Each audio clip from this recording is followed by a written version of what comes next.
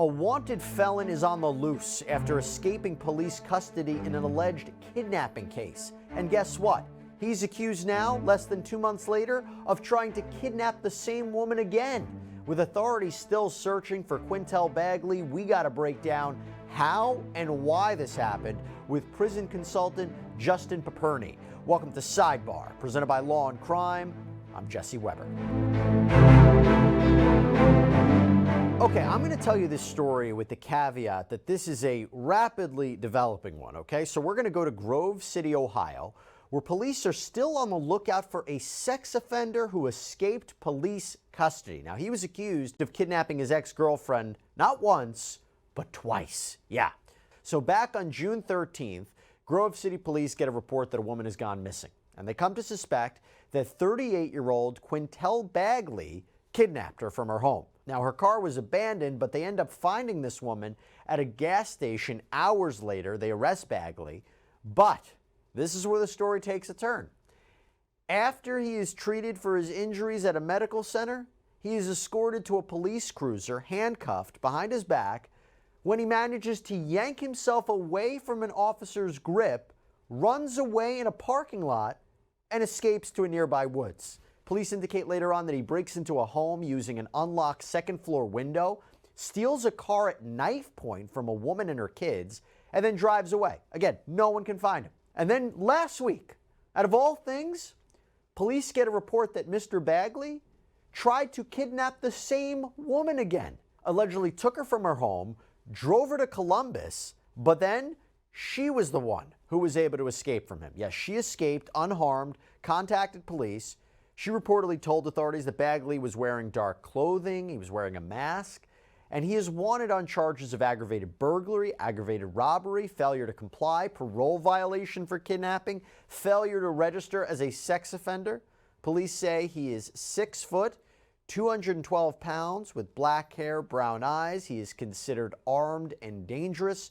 And the US Marshals Office is now on the case, and they are putting up a $5,000 reward for Bagley's arrest. Anyone who sees him is asked to call 911 or 614-469-5540.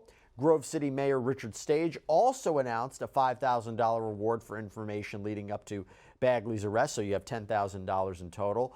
I want to quickly call out our great sponsor of this episode that helps make Sidebar happen, Upside. So Upside's a free app that gets you cash back on daily essentials like gas and groceries. Now, believe it or not, I do know how to pump my own gas. And when I do, I can use the free Upside app. I mean, why not get cash back when you fill up your tank, right? And yes, this is actual real cash back. It's money that appears in your Upside app that you can transfer straight to your bank account. So once you have the Upside app, you claim an offer for whatever you're buying on Upside. You pay as usual using a debit or credit card. You follow the steps in the app and you get paid. Now, as you saw me just do, you can use Upside at places like Shell, Exxon, Mobil, 7-Eleven, Taco Bell. That's just to name a few. So to find out how much you could earn, click the link in the description to download Upside or scan the QR code on screen and use our promo code SIDEBAR and you'll get an extra 25 cents back on every gallon on your first tank of gas. That's promo code SIDEBAR for an extra 25 cents back on your first gallon of gas. Let me bring in right now, friend of the show, prison consultant Justin Paperny. Thank you so much for coming on, Justin. Great to see you. So we got a guy who reportedly served 10 years in prison on charges including kidnapping. He's on the Ohio Sex Offender Registry. Clearly no stranger to law enforcement or our justice system. I say that, how was he able to escape from custody?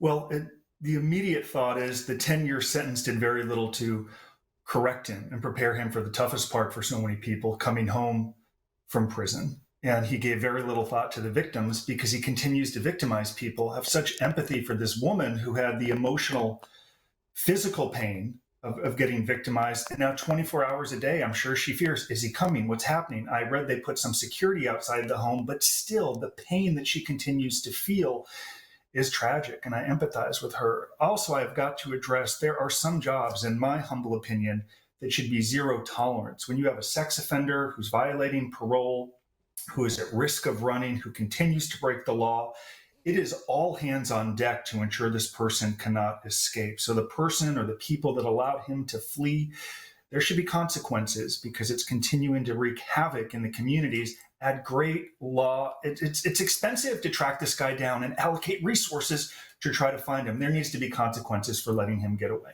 Yeah, and there's other people who are victimized as a result, or allegedly as a result. I was curious, and one of the reasons I really wanted to talk to you was because, he has this experience about being inside. And I'm wondering if when someone is incarcerated for a period of time, does their perspective in terms of running away from police or being on the lam or violating parole conditions, does it change? Because we talked about how the prison system is, in one way, it's trying to restore it's trying to restore people, it's trying to understand the wrongs of their life, rehabilitate them in a way, but also made me wonder, do they have a different view on trying to skirt the law a little bit?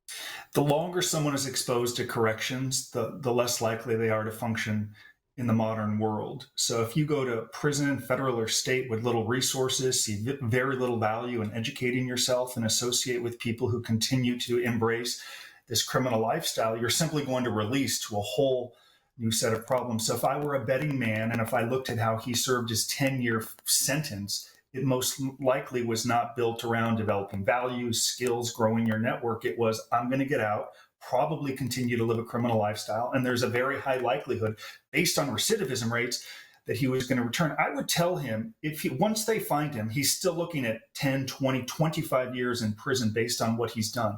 But he still has a path to not serve the rest of his life in prison. The concern is he does something tragic and awful, hurt someone, where he's going to serve the rest of his life in some prison, creates victims. He still has a chance to do something good, not hurt someone, and also not have taxpayers warehouse him for the rest of his life and stay in some prison. He still has an opportunity to make a good decision, though based on his history, it is unlikely, and that scares me. How do you think he's been on the loose for so long? Do you think someone might be helping him? Enablers are involved in all sorts of crimes, from violent crimes to white-collar crimes. There could be people, as we know, who are sympathetic to his plight. Could be a good salesman, narcissistic, who can embrace this idea the system or other people have wronged him, made some promises to them if they help. So enablers are part and parcel to any crime. And no, it wouldn't surprise me. Someone gives him a car, some money, a gun, some food, something that continues this charade or pain that he's putting on other people. And in time, I think we know from experience, they get those people too. So it wouldn't surprise me in the end if he found some sympathizers willing to help him. There was something you said before about there certain people who go to prison, and when they come out, their view on the world. Because the idea that he is able to run away and he allegedly goes back and kidnaps the same woman, any idea in your experience why somebody would do that? Is it to commit an unfinished crime? Do they treat the victim as the person who wronged them? It's their fault for what happened. Again, I think that's one of the parts of this story that's the most shocking. Right. He could have spent years convincing himself that other people are to blame for his problems. He's the victim. And as a result of that, that enables someone to essentially excuse all of their conduct. He might have gone there with the idea to try to rationalize, explain what happened. I've changed. I'm back. And I presume if he did that, he didn't get the response he wanted. So what does he do? He defaults to violent criminal activity, and she is strong to get away. And I empathize with what she's enduring 24 hours a day right now as the pain continues. But he probably went there with good intentions. Let me explain to you what happened. Here's my second shot. And when it didn't go well, he just reverts back to what he always reverts to: crime, pain, and hurting people.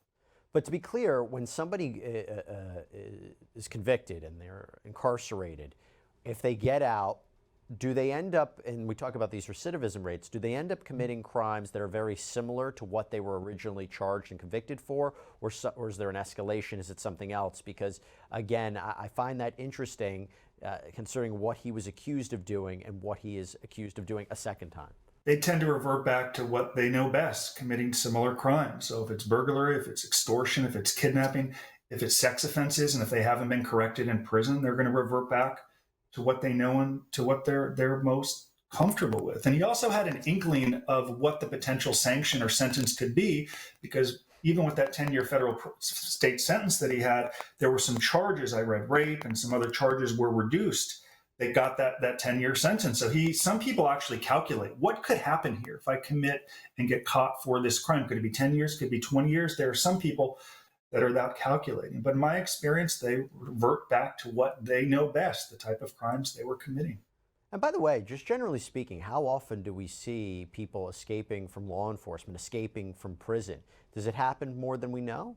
It actually happens in some minimum security camps where I serve time because there's no fences or barbed wire. You can just walk off. But in the higher security prisons, it's rare, though it happens. But to have him escape right in front of marshals or officers is a total breakdown. There needs to be some processes changed. And again, there needs to be some accountability for letting him get away. They needed to be on him, watching him. In no way could they have let him get away. And it's coming now at great pain and taxpayer expense to try to track this guy down. We just pray that no one else is hurt in this process. And from your experience, when you were incarcerated, do people talk about, this is how I want to escape, or they come up with plans to escape? They might not do it, but is that something that is part of the conversation? It's not part of the conversation because they wouldn't want to divulge it, because there are people on the inside, informants, who may take that information, run to staff with hopes if they share that information, that prisoner or inmate may get some cooperation. They may release him early for tattletaling or snitching, some prison parlance, as they say, on another prisoner. There are some people who had such heartache at home, they literally just walk off, but nobody ever knew. Sometimes there have been people escaping from prison with help from staff. And we've seen some of those cases over the last few years too, where a sympathetic prison guard gets involved and wants to help that prisoner escape. But no, you would not expect someone to tell somebody else. They don't want anyone to know. By the way, when he's captured, because I imagine that I think it's going to be very difficult for him to stay on the outside, but if he's captured, when he's captured, what precautions will be put in place for where he's held? Let's say he's ultimately convicted, or even just if he's incarcerated or if he's sent to jail as he waits his trial. What extra precautions will be taken for somebody who has a history now of being able to elude law enforcement and right now the US Marshals Office? Total and complete lockdown. His lawyers will not be asking for bond. That much we know. It will be total and complete lockdown, isolated in a cell or some bunker 23, 24 hours a day, only out to make a phone call to his lawyers, a few minutes of exercise, or to shower. They cannot let this happen again. For that reason, he will be totally isolated. And this is a consequence of his bad choices. And it's coming. He knows that it's coming, which is part of the reason I'm concerned about him going totally rogue, doing something really, really crazy and creating violence or hurting someone else, because he knows what's in store for him on the other side. When you serve 10 years in prison, as he did, he saw isolation. He saw lockup. He saw guys going to the hole. He knows what's in store for him. And if he feels there's no other way out, it's more likely that he makes bad choices. They've got to find him. I want to end with a statement from Diana Williams. She's the founder of Ohio Women Against Domestic Violence. And she released a statement saying, "We can see the threat level because the next time we might not be so fortunate where she gets away," meaning the victim in this case. "I know the fear first and foremost is there because this has now happened more than once." And I think we go back to this idea of the victim in this case and what she went through and what we're talking about here. That has to be tremendously traumatic for her, knowing that he came back or allegedly came back. And I imagine that also for people who are victims of crimes and their perpetrators are ultimately, they escape or they've served their time, they're ultimately out. I imagine that's really traumatic, Justin, for those victims. She'll have the emotional turmoil and pain for the rest of her life. So you have that physical abuse of getting taken and then escaping. And some victims would argue the emotional turmoil for the rest of her life is worse than the actual experience and what she endured in that time in getting away. So I would agree with what that very nice woman said. It's something she'll suffer with for the rest of her life. Just looking at humanity, the way she interacts with people, the way she trusts people, it is in every single way a lifelong sentence for her. And I hope she gets treatment. I hope she's healthy and strong. And I hope she has all the resources necessary to overcome. She should be the priority here. And we need to do all we can to make sure that she gets through this as successfully and healthily as possible. Very well said. Justin Paperny, thank you so much for coming on. Really appreciate it. Thank you. All right, everybody, that's all we have for you right now here on Sidebar. Thank you so much for joining us. And as always, please subscribe on Apple Podcasts, Spotify, YouTube, wherever you get your podcasts. I'm Jesse Weber. Speak to you next time.